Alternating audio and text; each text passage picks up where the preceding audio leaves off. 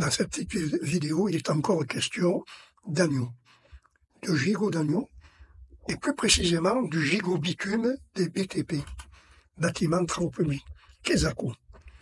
C'est un grand classique des BTP, relativement facile à réaliser, à condition d'avoir le matériel nécessaire.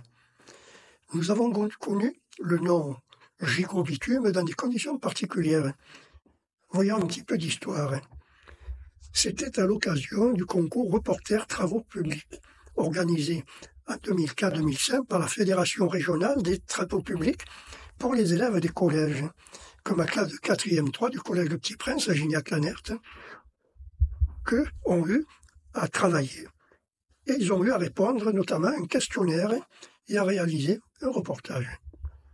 Le reportage a porté sur la réalisation d'un pont sur la départementale 10, près de Miramas, au passage à niveau numéro 20, un lieu très accidentogène.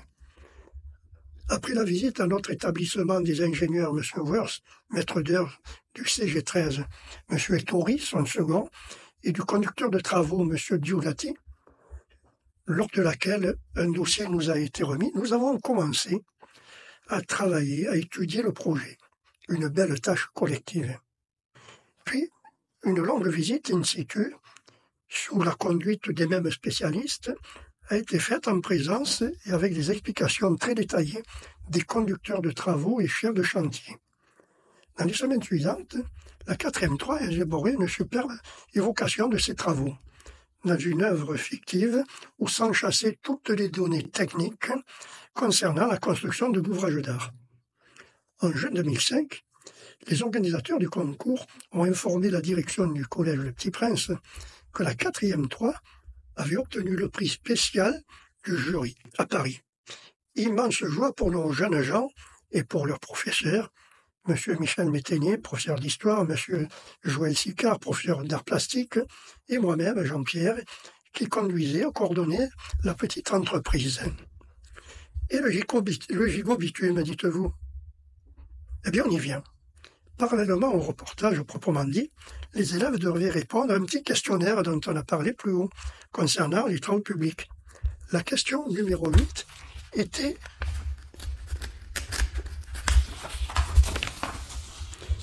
quel plat s'inscrit au menu de la Sainte Barbe traditionnellement fêtée sur les chantiers BTP? La réponse était le gigot bitume. J'ajouterai que ce mets permet souvent de sceller la fin d'un chantier de travaux publics important, qu'il s'agisse d'un pont, d'une route, d'un tunnel.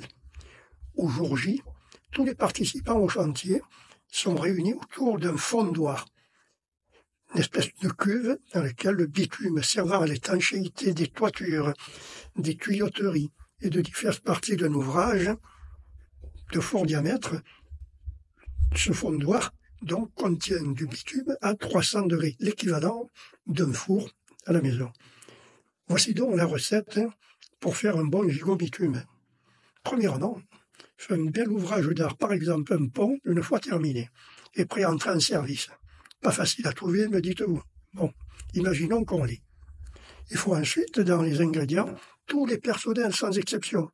Les maîtres d'œuvre, les ingénieurs, les conducteurs de travaux, les techniciens, les maçons, les ferrailleurs, conducteurs d'engins, etc. Tous, et notamment les étancheurs, les employés qui s'occupent justement des fondoirs et des goudrons servant à étancher, avec l'aide de tissus spéciaux, les parties qui vont être ensuite, ne pourraient plus être en contact avec l'air libre. Ensuite, dans les personnels, il faut donc un étancheur spécialisé dans la cuisson du gigot, et puis des gigots d'agneau, en nombre suffisant. Comptons une bonne quinzaine de gigots pour 180 personnes. Il y a de quoi faire. Ajouter de l'huile, de l'ail, du sel, du poivre, des herbes aromatiques en quantité raisonnable. Il faut du papier kraft en quantité, plus du papier alu, ou du fil de fer, de la ficelle, des supports solides pour que les gigots trempent dans le bitume et qu'on puisse les ressortir. Voici la recette. On peut ou non désosser les gigots. On pratique, comme à la maison, des entailles sur tous les côtés. Dans celle-ci, on introduit une mousse d'ail, sans la peau, du sel, du poivre, un peu de thym ou du romarin. On frotte ensuite les gigots à la main avec de la bonne huile d'olive. On enveloppe plusieurs fois les gigots dans du papier alu, puis du papier kraft, voire des bandes de tissu non tissées. Le tout est ensuite ficelé avec du fil de fer dont on laisse une extrémité libre assez longue pour suspendre chaque gigot au support horizontal, la broche si vous voulez, au-dessus du bitume. Ce bitume, rappelons-le, qui est à 300 degrés. L'étape suivante, on plonge les gigots dans le bitume, dans le baril de bitume brûlant, pendant 1h30 à 2h. L'étancheur, préposé à la cuisson, retire avec ses aides les gigots, les dépose sur une table une fois que 1h30 à 2h sont passées. On ouvre avec moult précaution les papillotes en veillant à ne pas souiller la viande. On découpe les gigots. On voit, on sent, on salive, on déguste, on se régale avec pommes de terre sautées ou à la vapeur, flageolets, haricots verts, gratins d'hiver et j'en passe. Ensuite, il faut consommer avec plaisir et modération. Si on boit du vin, un bon vin rouge, Châteauneuf-du-Pape, Côte-Rôtie, Cornas, Grasse, Saint-Joseph, Fougères, il y a de quoi faire. Ce plat, sous cette forme, date de la fin du XIXe siècle. Ce gigot bitume est toujours en vigueur dans nombre de chantiers. Certains restaurateurs se sont même spécialisés du concept. Mais pour chez vous, bon, cela peut poser quelques problèmes. Avoir un fondoir, du bitume, maintenir... Il vaut mieux avoir un bon petit four traditionnel. Pour terminer le gigot bitume et le concours BTP, j'ajouterai que mes élèves ont reçu de petits cadeaux. Un chèque collectif qu'ils ont généreusement remis à l'amicale des élèves du collège. En sus, la Fédération PACA des travaux publics les a conviés à une journée découverte spéciale au centre de Cadarache avec vue sur les premiers travaux de ITER.